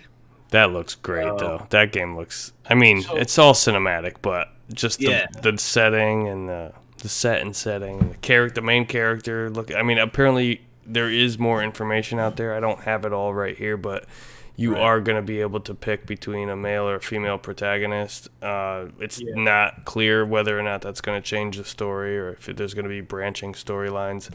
There is going to be like a home base that you go to. I think that's probably safe to say that where he was playing with the kids doing the practice sword fighting was probably. Okay. I think you start in Norway. Is that where? They're Norwegian, right? Like the Vikings. Yeah. I think that's where you Norway, start. Sweden, Finland, right? Up in the Nethers. Yeah. So, yeah, there's all this other information out there. I just thought it would be cool to check out the trailer and see what you guys have for like initial impressions of that. Yeah, it looks great. Yeah. Like the Yeah. graphics are crazy. No denying that. Yeah. I mean, graphically it looks fantastic. We didn't get a disclaimer though about whether or not that's being captured on a Yeah. console. It's probably development footage, you know. Pre-render, yeah. Mm-hmm. Yeah, the only thing that, like I said, I'm still curious about being out of Assassin's Creed for a while now is how they still tie it to Assassin's Creed. Because there's like a corporation, right, that's trying to tap into some dude's memories because he's got assassin lineage in his blood, and that's how they do it. Like, Right. so I don't know. I mean, that's always kind It's of almost become like a it's like they have to do it. Like I've played the two most recent ones, like Yeah. Odyssey and Origins. Origins, and it's like they do it because they have to. Like that's the series that they built, but it's Right. become such like a back. Like it doesn't really mean it's not like when you're saying you played Black Flag, like it was much like a bigger part of the game then. Where Yeah. like now it's just like oh yeah, there's like they're all related and there's these like it's I don't know, it's not like Do you remember It's not the first Assassin's Creed? The very first Yeah. one? You were like in a lab getting hooked up to Yeah. this machine, and you go into like a dream state, and then you remember shit that's coded into your blood. yeah. And they're So like that's research still they're like there yeah. in So the new ones, like, and I think that might actually have more prevalence in this new entry. I think that might be one of the other things. Like, there's more gameplay that happens in that part of it. Like, it makes like a Which I don't know if return that's to. Well, it Yeah, always it's was funny. kind of. I always thought it was a nice break, to like advance the story along, because they would give you information about what was going to happen, and then that was kind of like your missions. So it made it make sense. Like, why am I Yeah. doing this now? And it's because I'm just tapping into that memory. So it doesn't necessarily have to be linear. But, you know, the whole everything advances. I bet you playing the original Assassin's Creed would probably be pretty difficult right now. yeah. yeah. And that's My PS3, right? Yeah. Yeah, PS3 and Xbox 360. My biggest thing with this one is Odyssey and Origins both they're very, very similar. Like, pretty much the setting is the only difference. Like, combat, the way they play, like, and they're very different from all the other Assassin's Creed games. And it's like, I like the combat. Like, the combat is fun. I don't know if I can handle it, because also both of those games are, like, huge. They're, like, Witcher level, like, long. Right. So it's like, I don't know if I can handle another, like, here, to beat the story, you have to put 70 hours into it, and it's the same exact combat as the last. Like, I feel like they have to mix it up somehow. And then also, like, the other big criticism I have of the other two games that I hope they change is they do level matching in the new games, where it's like, your character has a level, and that's cool. It's like an RPG, right? You build your character, you get better, you get stronger, right? But like, all of the enemies always stay with your level, so you never feel like you're getting stronger. It's like you start off the game, you're a level 3 person that you're fighting is really hard because you're level 1, and then you get to level 2, and then now you can fight level 4 people, but like you can never fight a level 6 person. You never see that. It's always like a 2-level difference either way. So you'll only be fighting people 2 levels under you or 2 levels above you. Did you ever play Shadow of Mordor? Yes. I feel like that's exemplary. That's exemplary, though, of how combat should be, because with the Nemesis system, you could go and try and fight dudes that were like 15 levels higher than you, and usually you'd get fucked up. Exactly. But if you played your cards right and you did like the right maneuvers, you could technically beat them, and like it's just really difficult. Right. And like I don't know, the fighting in that game. Oh, I don't know what made me think of it. I think you just talking about combat systems. I'm thinking like, what works? What works? That game. Yeah, like if they nailed did it. something like that, like if they came like with a unique approach to it, I'd be more. But it's like Odyssey and Origins were very similar in the way that they handle combat and fighting, and they both have that level match. So it's just like I never feel like I'm getting better at the game because the enemies are always getting better with me, and then you have to do it for so long in both of them that it's just like it gets boring really quick. So I hope that they mix it up a little bit with this one.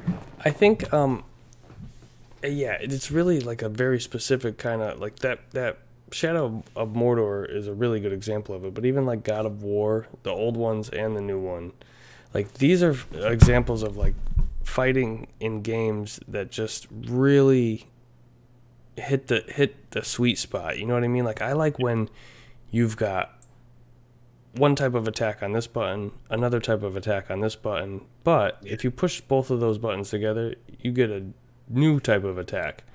And then I like when they add modifiers. So you hold L1 and attack and it's different. You hold L2 and you attack and it's different. Like you could, like games that have a very expansive like combos and like almost like a moves list like Mortal Kombat. But you know, it's not Mortal Kombat. It's an action. Yeah, there's just some games that just do it right. Like, and that's why I was thinking about this too. Like Uncharted 3 always got shit on as not being that great, but I feel like the combat in that game was the best one in the Uncharted games. I mean, until 4, obviously, but like, like they nailed it. But they don't even expand on it that much. There's not like you have like 2 combos that you can do through the whole game. It just feels right, but it's not that great. You know what I mean? Like it doesn't expand to the lengths that like they could do something good with it. If I did read that there's dual wielding in the new Assassin's Creed, so you could have like an axe and a sword, or 2 axes, or 2 like shields even. Sword, I think you could have 2 shields and fight that way. So yeah, it's gonna be interesting. So yeah, I mean, there's Assassin's Creed Valhalla. We can move on, yeah? You think? Yeah. Vikings. Speaking of people with funny last names from weird lands. Jeff Keighley, if you want to Google him, it's Jeffkeeel. Oh wait, no, that's wrong. No, it's Geoff Keighley. Jeff Keighley, who obviously the creator of the Game Awards, has started something new called the Summer Game Fest, and I've linked to the story, so if you want to take a look. Yeah, I'll accept cookies. I'll just... No thanks, I'll keep blocking ads. Sorry. This is from Eurogamer. Jeff Keighley unveils 4-month all-digital Summer Game Fest starting in May. News, in-game events, and free playable content is what's promised here. Ooh. And what it looks like is just exactly what they said. A festival of games that's going to last from May to the end of the summer. I'm guessing that they're going to do partnerships with Microsoft and Sony and third-party developers. Probably won't see Nintendo here, but maybe. Third-party developers, like all these that they're like listing are like CD Projekt Red, Riot Games, Digital Extremes, Valve, Blizzard, Bungie. Warner Bros. Square Enix. Do you think that this is him trying to fill the space of the failing E3? Yes. I mean, a lot of people already before the entire pandemic broke out said, like, yeah, I don't know if we need E3. E3 was never supposed to be a consumer-focused event. That's like what it really boils down to. Blew up because that's where all the news started coming out. Yeah. Before all of this happened, like before the virus and everything happened, so it's not like related. Like he pulled out of E3 and was like, "Yeah, I'm not going to be this." Like, there's been creative differences. Like, I'm not going to be hosting this thing that I've been hosting for the past 20 years. Like, I'm going to be doing something different. So, like, I definitely think with like how successful it seems like the Game Awards are, like people seem to really like the way that it's set up and stuff. Yeah, and he seems to have a really good like connection with. Yeah, you know, for all the we make fun of Canada and this and that, for what it's worth, like Jeff Keighley really is doing like a great service to gamers everywhere with this and with the Game Awards. I like the Game Awards. I had fun watching it. Like I expected it to be a little corny, which it kind of was, but it was actually really well executed.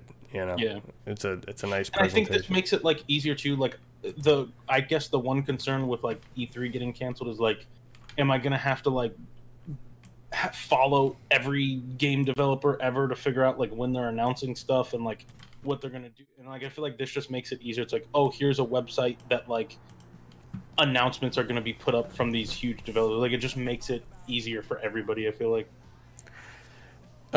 When you watch the video for this, I agree. For this Summer Game Fest, it's just kind of like a sizzle reel, and you see a bunch of, you get a quick glimpse at like what looks like Forza, and I see some Incredible Hulk. Yeah, so Cyberpunk. That's the Avengers game. Last of Us 2. Got all your Sony titles. Senua. That was Fortnite. There was a Fortnite in there. Yeah, you gotta have Fortnite. Is that a Warcraft or something to be in there? Yeah. Diablo 4. Yeah. So it looks like everybody that coming to is play a decent name in the game. Like everybody just likes him. Like it seems like all these developers just genuinely are like, he's a good guy. Like I'll go. I'll be there. Like, so that's pretty cool. I mean, there's a website if you guys are interested in that. It's summergamefest.com. Yeah, it just gives you an option to get notified when live. Yeah. Be there or be square. And it says May, so like stuff when should be coming soon. Like I was seeing unrelated, I was seeing that like a lot of things from E3 like have like licensed stuff and like things that like have yearly contracts have to be announced in June. Like it's like that's when they have to announce it, regardless of if it's coming out or not. Right.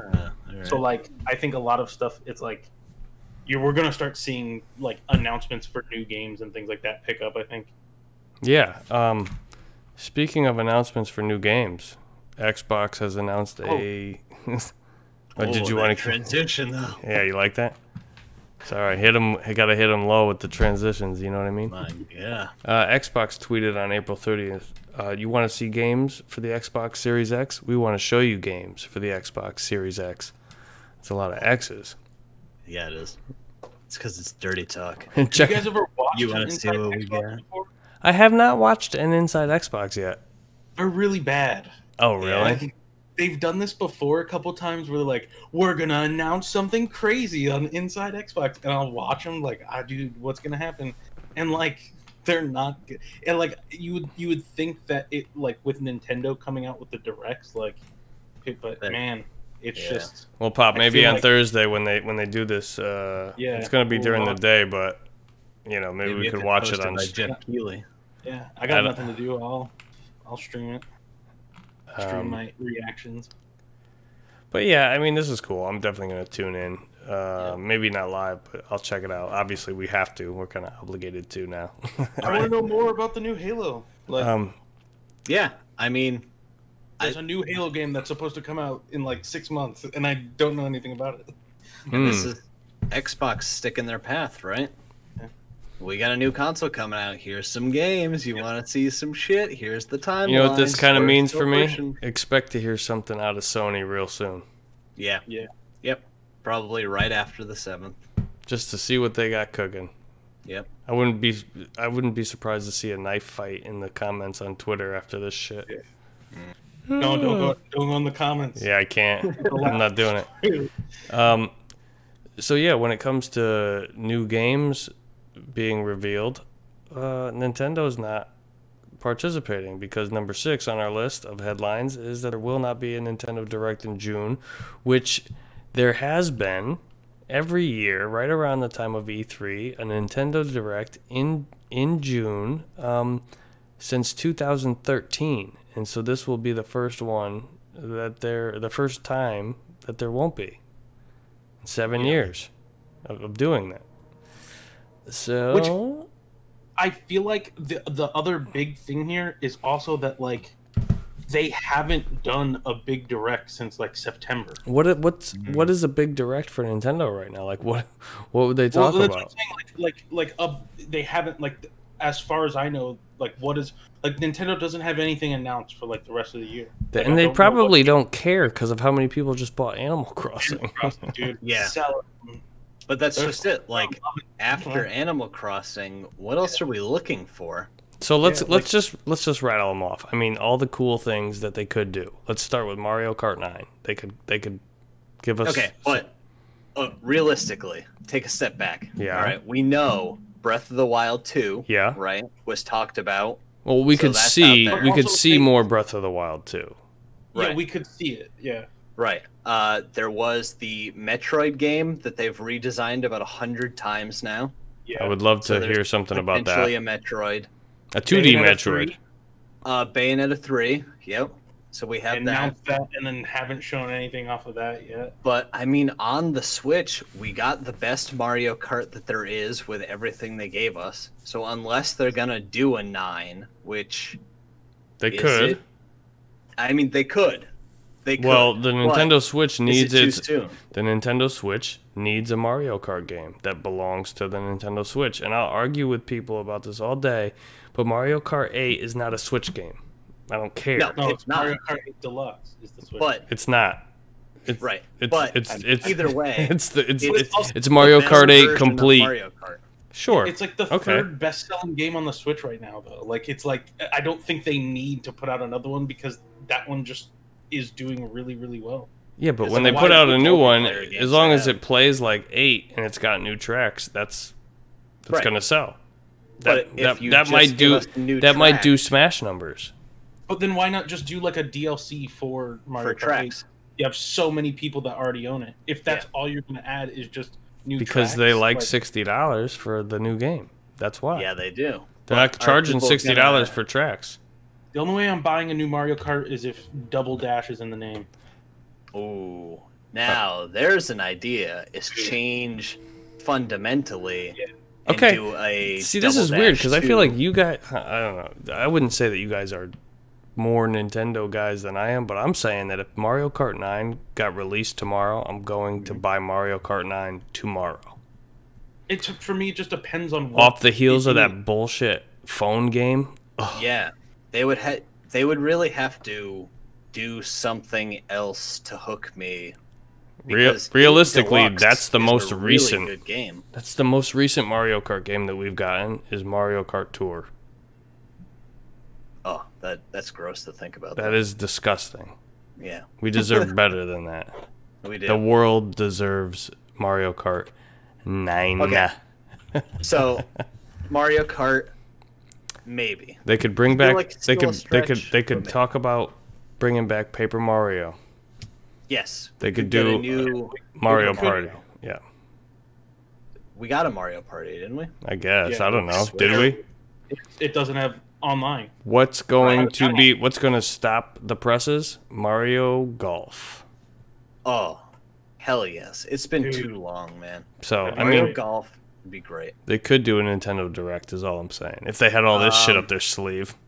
I mean, the one that everybody's been shouting for the longest time since Metroid Remakes Prime? became super popular. It's Metroid Prime. No, The trilogy. Pokemon Snap.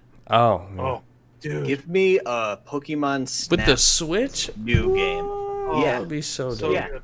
Exactly. People have been saying it since the Wii U when you can move the tablet around. Yeah, but just make it so it's not on rails, so you can go explore on foot and then set up your like. You know that game Africa for PS3? Like open world like that. kind of areas. Exactly. Yeah. Look up the game Africa for PS3. I'm not joking. It's Pokemon Snap with like real animals. Shitty PS3 graphics. I feel like the big thing is like this sub. Oh yeah, so no Nintendo Direct means no celebration of Mario's 35th anniversary. See, I don't think that's necessarily true. Yeah. Well, this is there just was that rumor, wasn't there, about them bringing the Mario 3D games to the Switch as a celebration. Well, that's what this is talking about. Right. So if you read the article, if there's no celebration. Nintendo was putting together a June event. The company was lining up partners and was planning to unveil its first-party schedule for the rest of 2020. That included highlighting the Mario franchise's 35th anniversary, which it's going to celebrate with the release of some classic 3D Mario games on Switch. So that's, yeah, it's going to celebrate. So when you go to this article about the Mario series turning 35 this year, Nintendo has big plans for the plumber's birthday, blah, blah, blah, blah, blah, yada, yada, yada. The idea that it was like Super Mario 64, Super Mario Sunshine, and Super Mario Galaxy in like a pack. Yeah, like Super Mario All-Stars fashion. Yeah, that's actually, people were saying that Nintendo was referring to it as Super Mario All-Stars 2, like internally. That's great. And then also on top of that, a new Paper Mario game and the other 3D game that's not on the Switch right now. I forgot which 3D one. World. 3D World. Yeah. That is also being ported to the Switch. Like, not a new game. It's going to be the same one. It's just being put on the Switch. Which I think that, like, when that rumor hit, like, so many people, like so many credible online sources came out and were like, yeah, this is true. I've heard the same thing. So, like, I think that's definitely a thing. Right, but that's what I'm saying is that we're not getting any information about it if there's not going to be a Direct. So when are we getting information about it? So the thing that Nintendo's been doing lately is, like, they don't... like, I think they did it with Animal Crossing in January, where it's like they don't have a Direct. It's just like, hey, here's our Twitter just announced these big things. Like, I'm pretty sure they did it in January. They just didn't have a Direct, but instead they, like, announced, like, 30 indie games on their Twitter. Which, like, I could see them do... Like, this is such a big thing. They don't need a Direct to be like, here's a bunch of old games that are coming to the Switch. Right. Like, hey, to celebrate Mario, we're bringing all these cool Mario games that you like back on. Like, I don't know that... Like, I mean, yeah, they don't need... Having a Direct doesn't mean that we still don't get this announcement. Right. Okay. They don't need a Direct to do it necessarily, but I feel like, doesn't Mario deserve it? Even well, it just could like be a little it could be a, like, hey, Mario. You know, now that I'm thinking about it, I'm thinking it might have been a good way to, like, end or start the Direct. Yeah. But if you don't But have for anything something else to like I mean, they did the 30th anniversary and that was cool, but the something like a 35th or a significant anniversary for such an iconic character maybe does deserve just like its own unique, you know, kind of rollout, just separate from a Direct. So yeah. I don't know. I mean, this is bottom line. If Nintendo releases a Super Mario All-Stars 2, which I think the article points out doesn't mention Galaxy 2, but would kind of be silly if it didn't have Galaxy 2 as well. But if you had those games, you know, 64, Sunshine, Galaxy 2, and then whatever else that they could... 3D World, that would be interesting. Which they were saying might get its own release, 3D World. Right. Which would kind of make sense if they did Super Mario All-Stars 2 and then Super Mario All-Stars 2 plus World. Plus 3D like they had on the original carts. They had the two different carts. Yep. But one way or the other, those things are just going to sell and sell and sell and sell. Oh, absolutely. I'm in for that day one because I actually never played Super Mario 64 all the way through. Oh, cool. I dabbled with that game a little bit, but my parents were so out of the loop that when I asked for a Nintendo 64 for Christmas, the first 2 games I got were Gex 64, Deep Cover Gecko, and Mortal Kombat 4.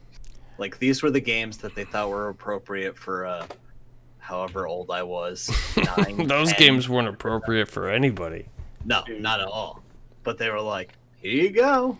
This is what you get with Nintendo, right? I feel like playing Super Mario 64 with... I mean, did you guys play Odyssey? Yeah. Nah, I haven't yet. Oh, you got to pick up Odyssey, Mike, because Yeah, you care about spoilers for Odyssey?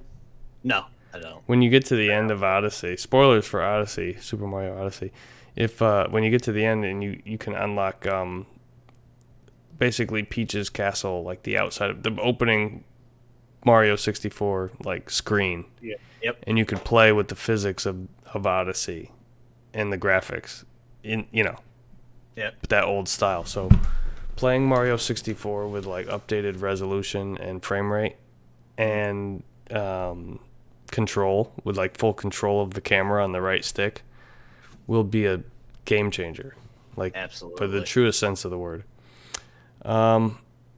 Speaking of things that are coming to the Switch, hey, you killing can see, it tonight. Yeah, you can see Absolutely. why I arranged these this way. But it seems like a little game called Jay and Silent Bob Mall Brawl is coming to the Nintendo Switch. Never heard of it. Tell me more. Were you aware of this, Mike? Because you know that this is the reason that this is on the list. It's not as big of news as the rest of these things that we've been talking about, but it's important to this here podcast. Right. Yeah, I was actually aware that it was coming to the Switch. Oh, because did you know when though? Because I feel like this release date was just announced. it was just announced. Because Okay. the last news that I heard. Oh, coming May 7th, the same day as the Inside Xbox. Yes. Yeah. But the last that I heard from the developers, I had reached out on Twitter because I backed the Chronic Blunt Punch, which is the other game that they're developing. And this you got for pre-ordering that one. So I reached out to them to see if we would be getting it when this game dropped or if we'd have to wait until they were done with the other one to get it as a complete package. And they said that you would get it when it came out. When Mall Brawl was available. Okay. You would get a code for it. So you wouldn't have to wait until they finished the other game to get the code for this one, you know. But when I did that, they had originally announced a date that they were dropping the game, which was supposed to be 4/20. And they actually came out and redacted that and said that they had hit delays, that going through QA and everything with Nintendo took a little longer than they were expecting, and they would rather release it digitally everywhere at the same time. So they waited for Nintendo approval, and apparently this is the new date that just got dropped. What is this? That's all. 27th. This article's from. Yeah, 27th. Yes. Yeah. So I'm nothing against that all sounds perfectly fine, and if that's what happened, that's what happened. But this just what instantly comes to mind is that whole Coleco Chameleon debacle. Remember that bullshit that was happening? Like, this just reminds me of that for some reason. Like, a company who may or may not be reputable yet, they're just trying to get into this thing. I mean, with a name like Coleco, it's a little bit different, like what you got weighing on your shoulders, but that wasn't the actual Coleco. Just for anybody who didn't know, Coleco comes from Connecticut Leather Company. They wouldn't even start as a video game company, but it's not the same Coleco. And this just, you got to get in front of the camera or get behind the keyboard and explain what the hell's going on all the time to naysayers. And it's just like, if you just, either set a more realistic goal or did what you said you were going to do originally, then there'd be no issue. But like, all I've heard about this Jay and Silent, this game better be fucking fantastic when you get it. That's the worst part, though, is that it's really going to be just like a Nintendo beat 'em up.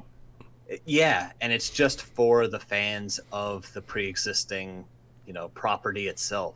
Inside It's just gonna jokes be- and yeah, inside jokes and nostalgia hits and stuff like that.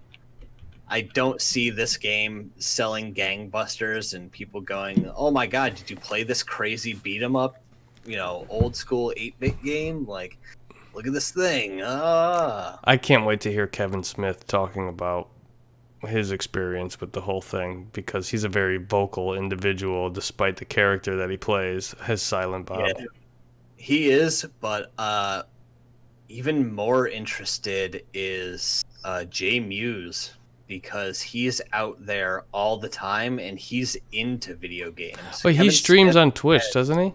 He does all the time. Yeah. He was real big into Fortnite. Mm-hmm. Most recently, I've seen him spread out and play other games, but huge in Fortnite. And when the demo dropped for this on Steam a while back, he did a run through of it and talked about what he thought about the whole thing and everything.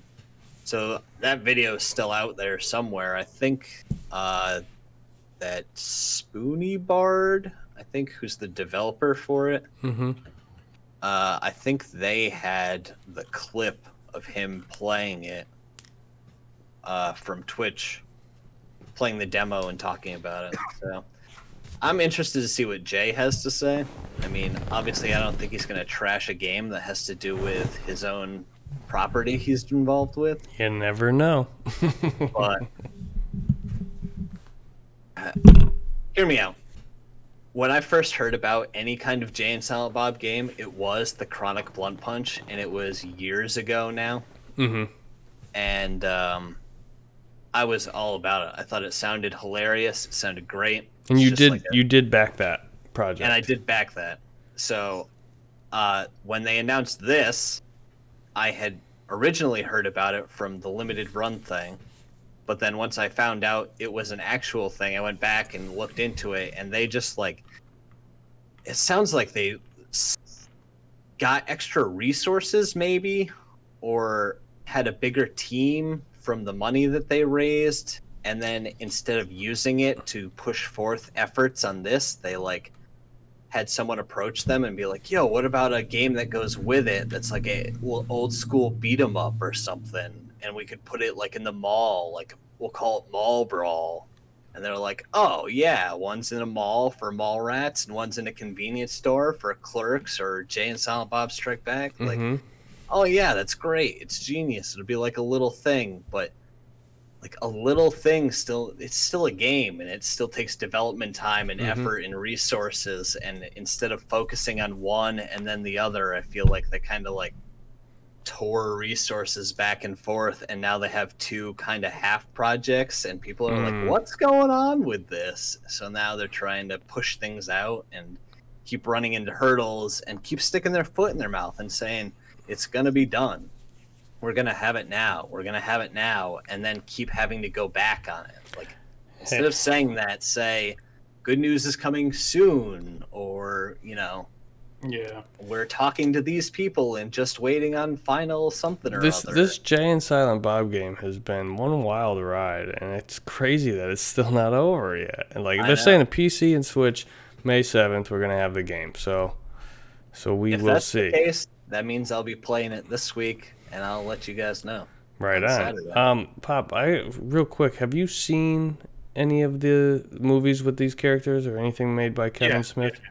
Oh, you have? I mean, I have seen all of the movies that you're talking about. I actually haven't seen a lot of the movies, but Mike showed me Clerks, and Clerks is amazing. I was just gonna say, if you haven't seen Clerks, it's just been a long, I've only seen them once. I would like to actually go watch that, maybe and now. Then, it's been a while, but Clerks is great. I love I Clerks. try and watch Clerks once a year because Awesome. I still think it's a fantastic movie. It's great.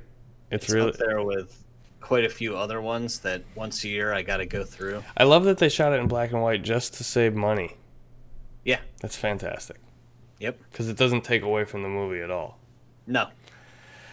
And in fact, it probably helps them in some cases because they had to shoot the whole thing at night.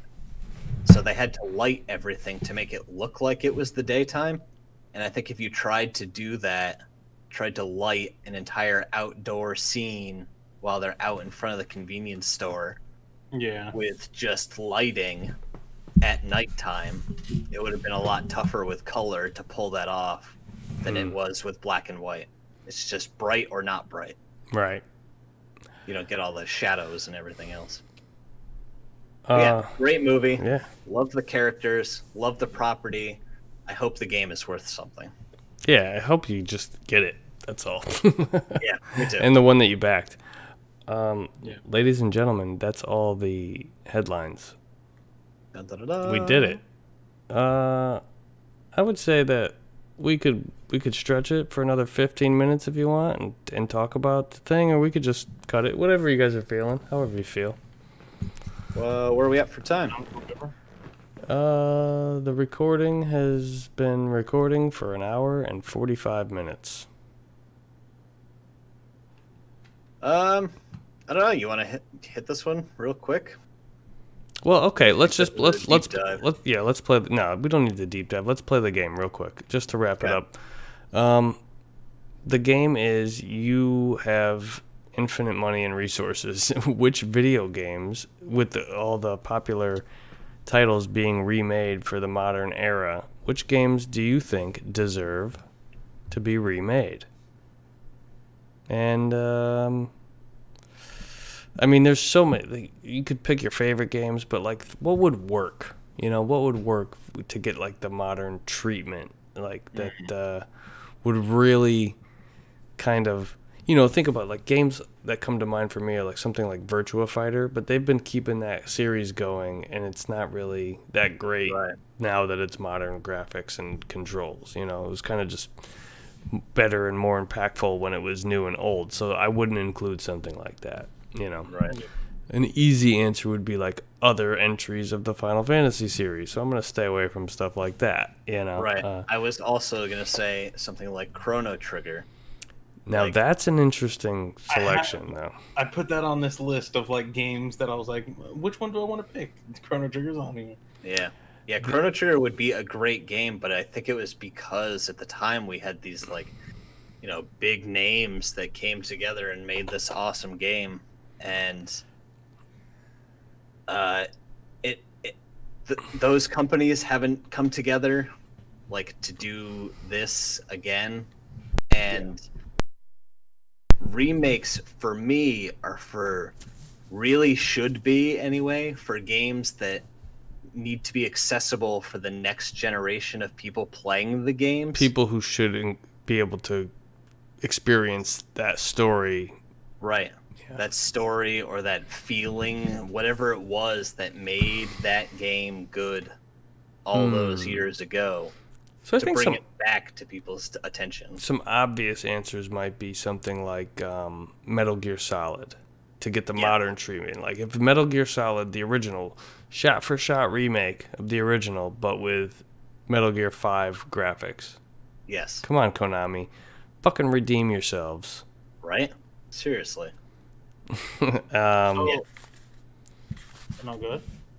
No, I was just going to say, like, something like that seems like a no-brainer to me. You know, yeah. And I feel like something that has a series like that, you also have the chance with a remake to do something... Like what Resident Evil's doing? Remaking everything? Well, yes, but I would rather see them do it like I got Kingdom Hearts for the PS4, and it's got like fucking 8 games on the disc. Mm-hmm. So like, do a remake, but with something like that, you could probably pack, you know, 1, 2, 3. That would be awesome. Yeah, I definitely think they could have done 2 and 3 together. Yeah. But you're saying like of Resident Evil. Yeah, Resident Evil 2 and 3, they could have packaged as one game. See, I feel like if you took Metal Gear 1, 2, or 3 and gave it the modern treatment, I don't know that you'd be able to fit all 3 of them on one disc. I mean, disc, but you know, it would still be huge. Yeah. Think about it. It's a lot of assets. It is, but I mean, was Metal Gear 1 that big of a game? Well, they remade 1, right? The GameCube. version. Yeah, but that was that was like the definitive edition. If you know what I mean, they didn't really, they upped the resolution. I'm saying like in a modern engine, recreate. Yeah. You know, they took the game and polished it up and added some like there was a Mario and a Yoshi on a desk. Yeah. So. Damn right. Yeah. Worth it. See, I wrote down a few different options here. I feel like I'm taking a completely different approach than you guys. Okay. I figured I was gonna remake games that I would want to play, like that I feel like it's like no, that's fine. Like one was like Super Mario Sunshine, but like we just kind of talked about it. I think it is getting remade. Right. Fingers crossed they uninvert the cameras, because that's just at least give people an option. Yeah, that's it. Yeah, just give it an option. But then I think the one that I would put back my money behind is PlayStation All-Stars Battle Royale, because the amount of good, like, notable Sony-owned characters that have come out since that game has come out are like, it's like there's so many that you could add. Like that could be a topic all its own. Uncharted 4, you know, the new God of War, Bloodborne, Horizon. Like, there's so many games that you could add. Gran Turismo. No. Yeah. Okay, so we're looking at this as bringing a game into the modern as era. it was, but you're with saying modernized graphics and engines. Yeah. You're looking at this as an opportunity to improve upon a broken ass game.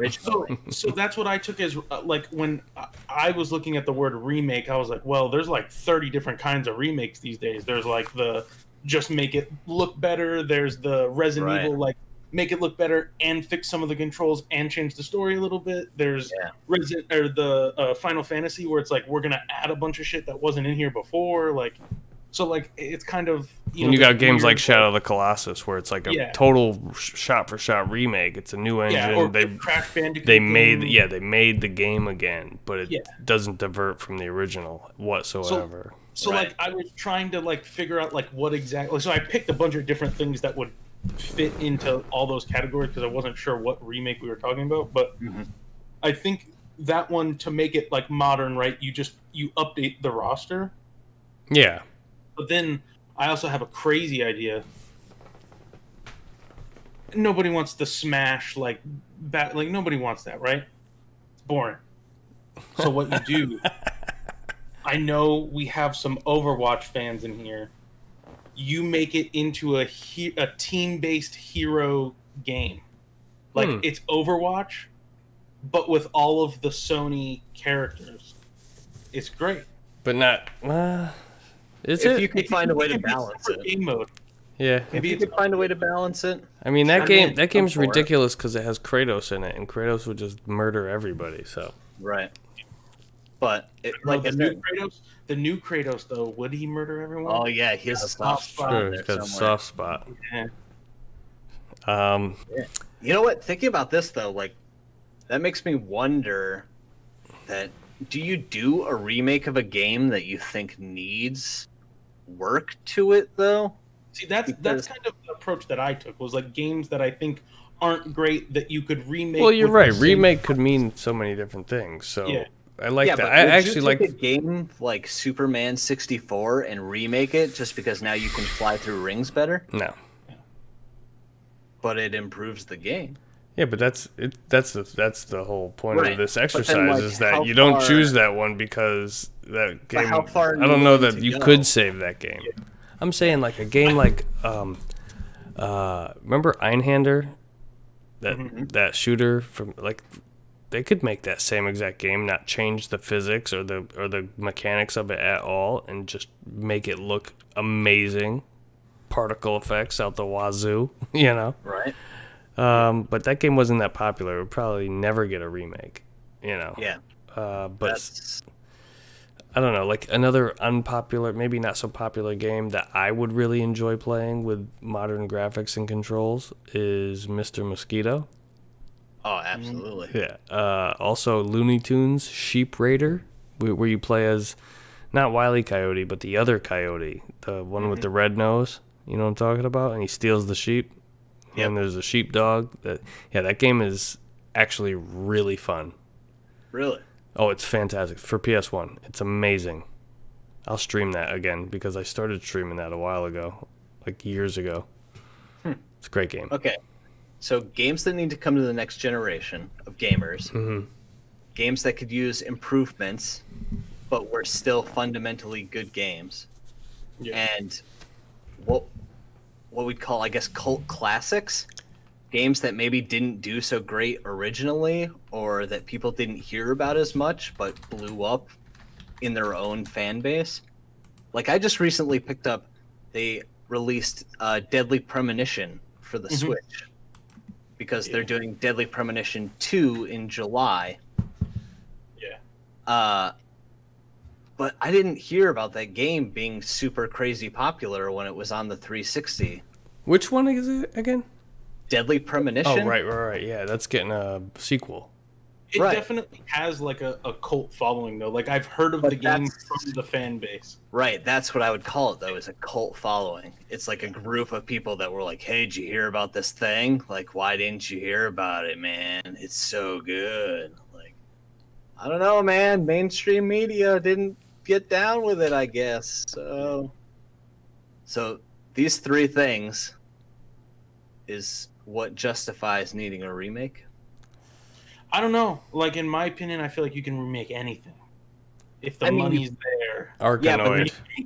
If you have unlimited money and resources, then yes, anything could be remade. I got Wii Sports on my list. Okay, so here, gun to your head. You can only remake one game. Which one is it? Tony Hawk American Wasteland. Yeah? No, I'm kidding. Hey, the Tony Hawk games being remade is a real conversation being had. So I just think American Wasteland translates the best to online play. Is that really your pick? Like you have to only pick one. I put it on my list, but no. If you can only pick one game, that's the question. And then we're gonna wrap it up. So which one do you remake? Bully. Oh shit, that's a good one. Nice. That's a good one. Yeah. Ooh, now that you said Bully, it makes me think Rockstar, because I would love to see a modernized Grand Theft Auto 3, because I love that game to death. But even more than that, I think I would say, the push for Chrono Trigger is real. Yeah, that would be dope, but they would have to nail it. Yeah, they would. But the one that I actually would want to play, I've actually seen footage of, like, because it's been done by fans, and it's the Unreal Engine version of Ocarina of Time. Yeah, that would be dope. Dude. That would be dope. That so you would still pick that, even though something like Breath of the Wild exists? Yes, because that game moved me. Touched you in the subcockle region of your heart. Oh, right in the subcockle. Yeah. Maybe even the northern cockle. Oh shit! Like all in the cockles. Right. Touched me. I'm gonna do pure fan service with my selection, and maybe it wouldn't actually be this, but I think it's an interesting one. For all the things that EA has been trying to do with the Need for Speed franchise, just give me a shot-for-shot remake of Need for Speed Underground 2. Absolutely. Please. Or just 1 and 2 combined, like everything from 1 and 2 with modern graphics, and just gotta have the OG soundtrack. The OG soundtrack. If I fire that thing up and I don't hear Lil Jon, you said Lil Wayne. Oh, sorry. Yeah, Lil Jon. You get my artists mixed up. Sorry. Sorry, they're all little, Yeah. Tough. But yeah, Need for Speed Underground 1 and 2 with modern graphics, but the same like shift for the drag races and the perfect shift and all that. It would be so much fun. I'm a sucker for racing games, and that one was something real special. And you try to play it now, and it's like, I mean, I asked my brother to play that one time when we were living together in Middletown, or wherever the hell that was. Was that Middletown? Yeah. Yeah. And he wasn't really much of a gamer anymore, but he was like, oh yeah, I used to play this all the time. And I'm like, Yeah, me too. And we start playing, and he just kicked my ass. And I'm like, oh, these... Because I was playing the new Need for Speed. And I'm like, this doesn't control like that. But he was just, like, so gnarly at it still. So if they could maybe change... Not, minimal. But yeah. I don't know if we'll ever see that. This is Fantasyland. Hey, no, I feel like that was prime of, like, arcade racing. In the living room. Yeah. Bros, we made it 2 hours. Like, almost we made on the it, boy. dot. I'm going to end this recording. Then I'm going to let some outro music end the stream. So, yeah, you got anything else to add? Anything to plug? Anything you want to say? Any shout out to somebody watching at home? A loved one, maybe? Wash your hands. Yeah, wash your hands, turn the page. Wash your hands, turn the page. All right, we did another one, episode 15, in the bag. For Pop That Baby Maker and Killer Metal Mike, I'm Mark Money, telling you to don't hate the player, hate the fucking dickless fucks who leak major story spoilers for my favorite game. You sons of bitches, fucking cocksuckers. All right, peace out.